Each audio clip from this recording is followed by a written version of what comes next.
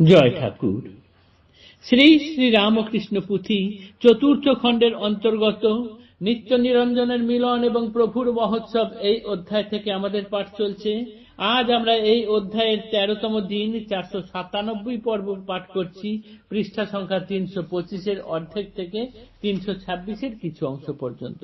এর আগের দিনের পাঠে আমরা দেখেছি রাজেন্দ্র বাবু তার বাড়ির মহোৎসবের আয়োজন হয়েছে, তাতে ঠাকুর আসবেন। এবার তিনি নিজেকে সৌভাগ্যবান মনে করছেন, যথোপযুক্ত ব্যবস্থা গ্রহণ করেছেন।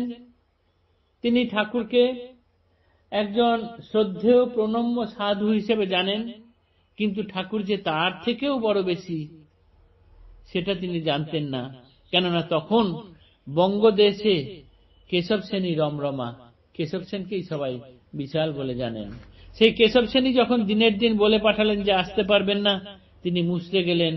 রামদত্ত, মনমোহন এবং রাজেন্দ্রবাবু এই তিনজন মিলে কেশব সেনের বাড়িতে গেলেন। তার মুখে যখন ঠাকুরের স্তুতি শুনলেন, তখন রাজেন্দ্রবাবু শিহরিত হয়ে গেলেন। কেশব সেন বললেন, যে ব্যক্তি ভাগ্যবান তাকেই ঠাকুর দর্শন দেন। আমাকে তোমরা বলছো বটে, আমি যথাসাধ্য চেষ্টা করব যেতে, কিন্তু আমার থেকেও ঠাকুর অনেক উঁচুতে, অনেক বড়। তাকেই বুদ্ধের, তাকেই গৌরাঙ্গের এবং খ্রিস্টের যা যা শরীরের লক্ষণ, ঠাকুরের শরীরে সেই সেই লক্ষণ দেখতে পাওয়া যায় বলেই তাকে গৌরাঙ্গের অবতার বলা হয়।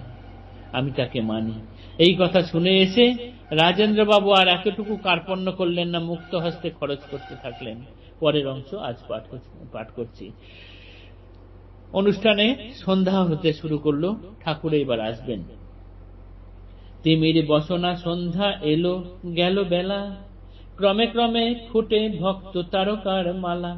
পূর্ণচন্দ্র প্রভুদেব কিছুক্ষণ পরে সমুদিত হইলেন রাজেন্দ্রের ঘরে। মাতিল প্রমত্ত ভাবে যত ভক্ত গণে, অতি মিষ্ট শ্রীপ্রভুর বাক্য সুধা পানে। কিভা শোভা ভক্ত মধ্যে প্রভুর বিরাজ, বলিবার নহে তাহা দেখিবার কাজ।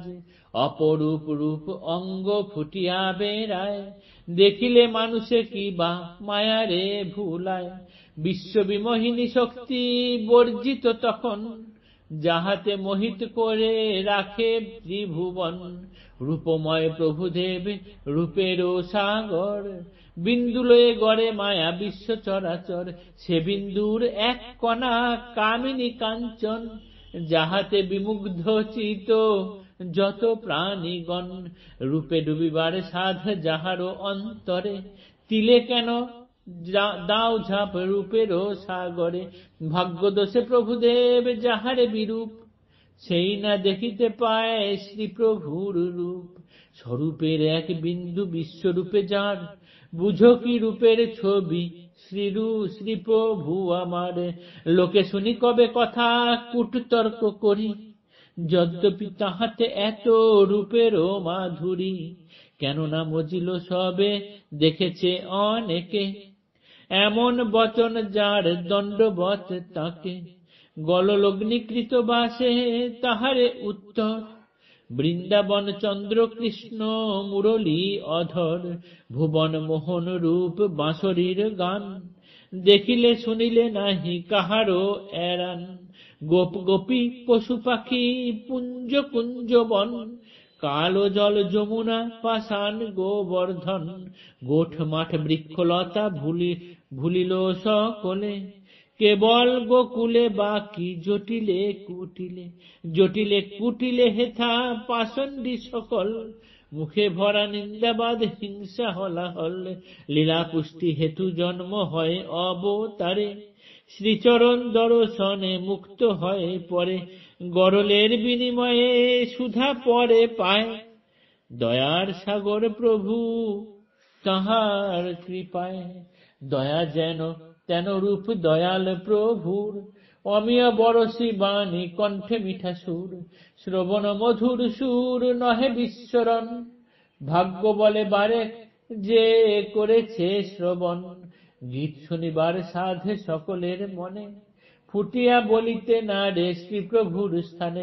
অন্তরে বুঝিয়া তবে প্রভু গুণমণি, যশোদা নাচত এই গীত ধরিলা অমনি। সন্ধ্যা হলো, বেলা গেল, সমস্ত ভক্তগণ এসে রাজেন্দ্রের ঘরে ভিড় করছেন। সেই সময়েই ঠাকুর এলেন। ঠাকুর আসার সঙ্গে সঙ্গে কি শোভা যেন চারিদিকে বিরাজ করতে শুরু করলো। তার কথা সকলের কাছে অপরূপ হয়ে ধরা দিল। রূপময় প্রভুদেব রূপের সাগর, বিন্দু লয়ে গড়ে মায়া বিশ্ব চরাচর। সে বিন্দুর এক কণা কামিনী কাঞ্চন, যাহাতে বিমুগ্ধ চিত যত প্রাণীগণ। ঠাকুর হচ্ছেন রূপের সাগর, রূপময়। এই বিন্দু বিন্দু নিয়ে যে গড়াম বিশ্ব চরাচর, সেই বিন্দুর এক কণা হলো কামিনী কাঞ্চন, যাতে সমস্ত প্রাণীগণ বিমোহিত হয়ে রয়েছেন। এই ঠাকুর সেই রূপের সাগরে বলেছেন, পারে কেন থাকো, একেবারে ঝাঁপ দাও। স্বরূপের এক বিন্দু বিশ্বরূপে যার, বুঝো কি রূপের ছবি শ্রী প্রভু আমার। ঠাকুরকে আমরা সে বিশাল রূপ কি দেখব আর, তাই পুথিকার তার এখানে বিস্তৃত বর্ণনা দিয়েছেন। এবং উপস্থিত যত ভক্ত আছেন মুগ্ধ হয়ে সমগ্র অনুষ্ঠানটি তারা শুনছেন এবং ঠাকুরের মিষ্টি কণ্ঠে তারা একটা গান শোনার ইচ্ছা প্রকাশ করছেন, কিন্তু মুখে বলতে পারছেন না।